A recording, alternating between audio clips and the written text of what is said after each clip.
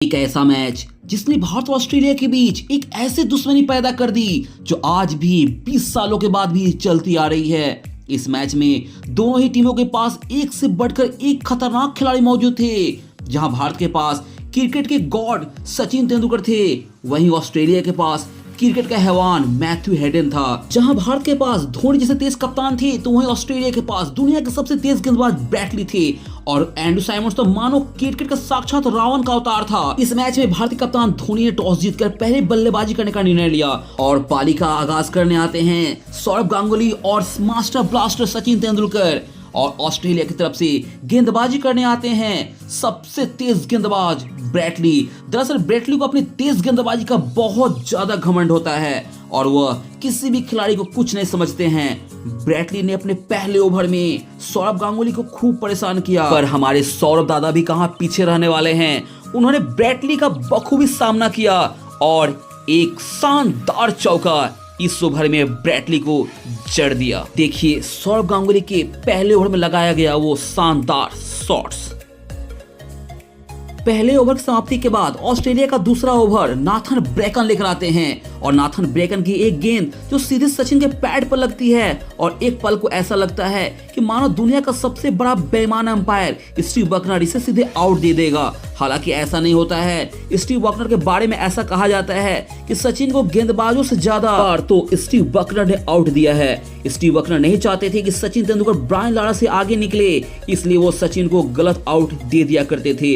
हालांकि इस मैच में सचिन स्टीव बकनर से बच जाते हैं और अगले ही ओवर में ब्रैडली गेंद पर सचिन एक बार फिर बच जाते हैं और इस बार अंपायर सुरेश शास्त्री होते हैं, जबकि यह साफ पता चल रहा था कि गेंद बैट को छूकर विकेट कीपर के पास गई थी और इस तरह एक बार फिर सचिन तेंदुलकर आउट होने से बच जाते हैं। ऑस्ट्रेलियाई गेंदबाज इतने हावी हो गए थे कि भारत का स्कोर 5 ओवर में 5 रन ही होता है। इसके बाद सौरव गांगुली अटैकिंग मोड पर आ जाते हैं और नाथन ब्रेकन के गेंद पर शानदार चौका लगा देते हैं और इसके बाद इसी ओवर में सौरव गांगुली ने एक और शानदार कवर ड्राइव लगा देते हैं जो कि सीधे चौके लिए चली जाती है। दूसरी तरफ सचिन अब भी संघर्ष करते नजर आते हैं और एक बार फिर ब्रैडली गेंद पर आउट होने से बच जाते हैं। रिप्ले में साफ साफ दिख रहा था कि सचिन आउट थे और इस बार तीसरी बार भी सचिन आउट होने से बच जाते हैं और ब्रैडली भी गुस्से से लाल हो जाते हैं और इसके बाद ब्रैडली सचिन को बाउंसर गेंद डाल देते हैं और सचिन की किस्मत फिर साथ देती है और गेंद नो मैंस लैंड में जाकर गिरती है। क्रिकेट के भगवान सचिन एक एक रन के लिए तरस रहे थे और सामने ब्रैडली अपनी कातिलाना गेंदबाजी से उनकी परीक्षा लिए जा रहे थे। इस बीच मैच के 10वें ओवर पूरे हो गए और भारत का स्कोर मात्र 30 रन ही था, पर अच्छी बात यह थी कि भारत का कोई भी विकेट नहीं गिरा था। भारत की ऐसी धीमी शुरुआत भारत को हार की तरफ इशारा कर रही थी। इस बीच सौरव गांगुली ने तेज तर्रार बल्लेबाजी शुरू कर दी। चाहे ब्रैडली हो या नाथन ब्रेकन या फिर जॉनसन, सभी को लपेटे जा रहे थे। जहां एक रन बनाना मुश्किल था, वहीं अब रनों की नदियां बह रही थी। दूसरी तरफ से रन बनता देख सचिन ने भी होप की गेंद पर शानदार चौका जड़ दिया और इधर क्रिकेट के दादा कहे जाने वाले सौरव गांगुली तो अपनी अलग ही धुन में बल्लेबाजी किए जा रहे थे और भारतीय टीम का स्कोर 100 के नजदीक पहुंचने ही वाली थी कि तभी सौरव गांगुली होप की गेंद पर आउट हो जाते हैं। सौरव ने आउट होने से पहले 41 रनों की बहुमूल्य पारी खेली थी। भारत का स्कोर अब 20 ओवर के समाप्ति तक एक विकेट के नुकसान पर 92 रन हो गया था।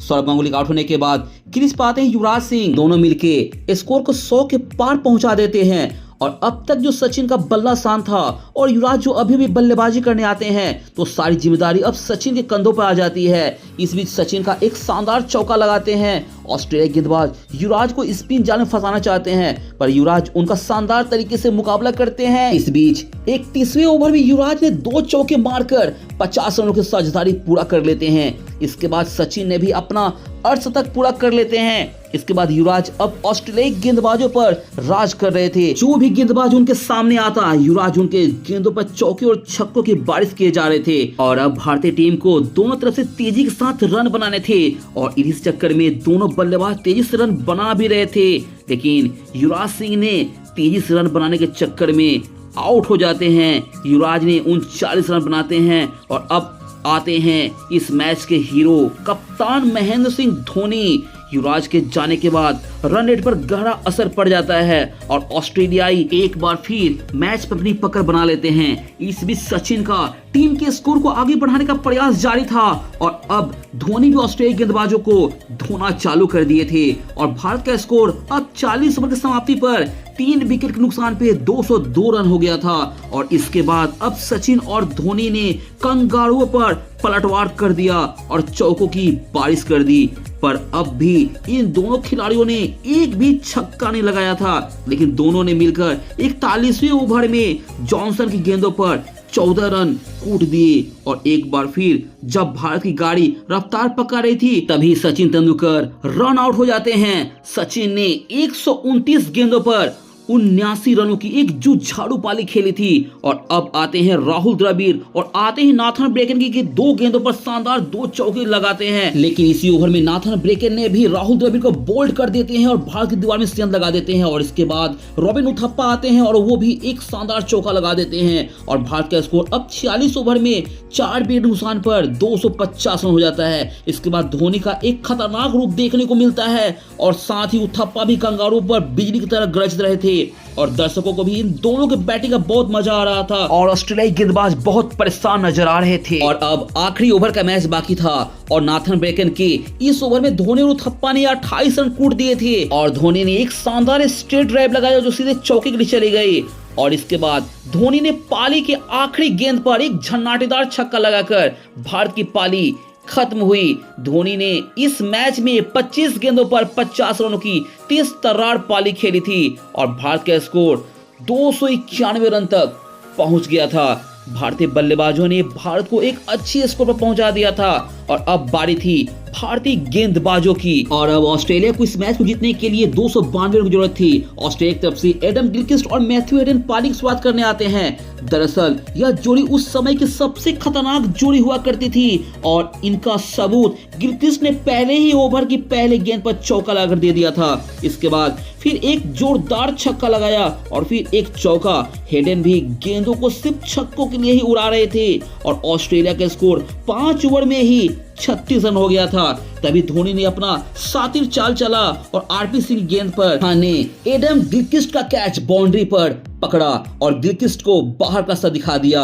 ऑस्ट्रेलिया को अब एक बड़ा झटका लग गया था। इसके बाद ऑस्ट्रेलिया के कप्तान रिकी पॉन्टिंग बैटिंग करने को आते हैं। ऑस्ट्रेलियाई क्रिकेट में एक परंपरा रही है, चाहे विकेट गिरते जाए पर रन रेट रुकना नहीं चाहिए और हेडन इस परंपरा को परंपरागत तरीके से निभा रहे थे और हेडन छक्कों की बारिश किए जा रहे थे और इधर रिकी पॉन्टिंग ने भी आरपी सिंह के 10वें ओवर में 3 चौके मार इस ओवर में 16 रन बना लिए थे और अब स्कोर 10 ओवर की समाप्ति पर 1 विकेट नुकसान पर 75 रन हो गया था।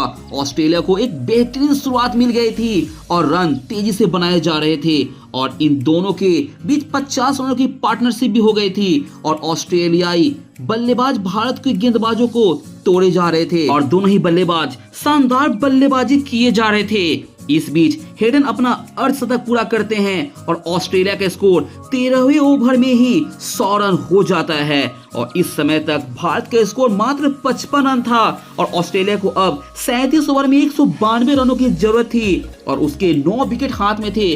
भारतीय गेंदबाज बेबस नजर आ रहे थे। तभी धोनी ने इरफान पठान की गेंद पर विकेट के नजदीक खड़े हो जाते हैं और पॉन्टिंग को स्टंप आउट कर देते हैं। धोनी का एक तेज गेंदबाज की गेंद पर स्टंप करना बहुत शानदार था और यह पेविलियन में बैठे दुनिया के बेहतरीन विकेट कीपर में से एक एडम गिलक्रिस्ट भी देख रहे होते हैं।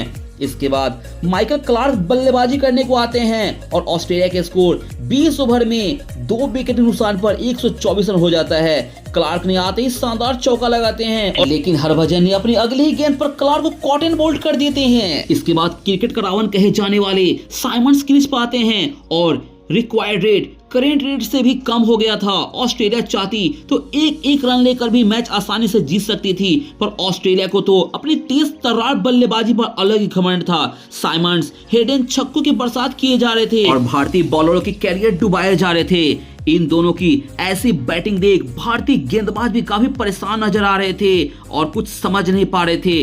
भारतीय टीम को यह हार साफ दिखाई दे रहा था। तभी दुनिया के सबसे तेज तर्रार कैप्टन कहे जाने वाले महेंद्र सिंह धोनी अपना सातिर दिमाग चलाते हैं और बॉलिंग चेंज करते हैं और बॉलिंग में मुरली कार्तिक को लेकर आते हैं, क्योंकि हेडन किसी भी गेंदबाज से रोके नहीं जा रहे थे। मुरली कार्तिक ने हेडन को बाउंड्री पर कैच आउट करा देते हैं। मैथ्यू हेडन ने 92 रनों की शानदार पारी खेली और ऑस्ट्रेलिया को मैच में एकदम नजदीक पहुंचा दिया था और ऑस्ट्रेलिया को अब 97 गेंदों पर 102 रन बनाने थे। इस बीच साइमंड्स ऑस्ट्रेलिया को 200 के पार पहुंचा देते हैं और देखते ही देखते अपनी हाफ सेंचुरी भी पूरा कर लेते हैं और यहां से 51 गेंदों पर ऑस्ट्रेलिया को 61 रनों की जरूरत होती है। सामने से बैटिंग कर रहे हैं ब्रेड हॉज भी शानदार चौका लगाते हैं और फिर अगली ही गेंद पर धोनी ने शानदार तरीके से ब्रेड हॉज को स्टंप आउट कर भारतीय दर्शकों को खुश होने का शानदार मौका दे देते हैं। ऑस्ट्रेलिया की आधी टीम पेविलियन जा चुकी होती है, पर एक तरफ साइमंड्स क्रीज पर डटे हुए थे और शानदार बल्लेबाजी किए जा रहे थे और ऑस्ट्रेलिया के लिए तेजी से रन बनते जा रहे थे। इस बीच पारी के 47वें ओवर में आरपी सिंह गेंद पर साइमंड्स एक शानदार चौका लगाते हैं और फिर आरपी सिंह की अगली गेंद पर साइमंड्स बोल्ड हो जाते हैं। ऑस्ट्रेलिया को करारा झटका लगता है। साइमंड्स के विकेट गिरते ही स्टेडियम में मानो भारतीय दर्शकों का समुद्र ही उमड़ पड़ा और शोर से ग्राउंड हिल उठा। देखिए, जब आरपी सिंह ने एंड्रू साइमंड्स का आउट किया था, उसके बाद भारतीय टीम का सेलिब्रेशन और साथ ही भारतीय दर्शकों का ये इस शोर से एंड्रू साइमंड्स काफी नाराज हो गए और भारतीय दर्शकों को और साथ ही भारतीय कैप्टन को वो गाली भी दिए थे और इसके अगली गेंद पर एक और रन आउट भारत को मिल गया। आरपी सिंह के इस ओवर ने मैच का रुख ही मोड़ दिया। ऑस्ट्रेलिया को अब 16 गेंदों पर 23 रन बनाने थे और लगातार कंगारू पर दबाव बढ़ता जा रहा था। आखिरी ओवर में 16 रनों की दरकार होती है, पर दोस्तों उस समय ऑस्ट्रेलिया ही थी जिनकी 11 खिलाड़ी भी बल्लेबाजी करने का क्षमता रखते थे और यही सबूत ब्रेटली भी 50वें ओवर के पहली गेंद पर जाहिर खान को चौका लगाकर देते हैं। देखिए, ब्रेटली के द्वारा लगाया गया जाहिर खान को एक शानदार चौका, लेकिन जाहिर खान ने भी बाद की 5 गेंदों पर शानदार वापसी करते हुए डॉट गेंद डालते हैं और आखिरी गेंद पर ऑस्ट्रेलिया को जीत के लिए 9 रन बनाने थे, लेकिन ऑस्ट्रेलिया आखिरी गेंद पर सिर्फ 1 ही रन बना पाती है और इस तरह भारतीय मैच 8 रनों से जीत जाता है। दोस्तों, उस वक्त ऑस्ट्रेलिया को हराना किसी भी टीम के लिए सपने से कम नहीं होता था और उस समय की भारतीय टीम ही एकमात्र ऐसी टीम थी जो ऑस्ट्रेलिया को कड़ी टक्कर देती थी। दोस्तों, इस मैच में धोनी के शानदार बल्लेबाजी और कैप्टेंसी के लिए उन्हें मैन ऑफ द मैच का पुरस्कार दिया गया। दोस्तों, वीडियो अच्छे लगे तो प्लीज वीडियो को लाइक करके चैनल को सब्सक्राइब जरूर कर लीजिएगा। मिलते हैं किसी अगले वीडियो में, तब तक के लिए जय हिंद।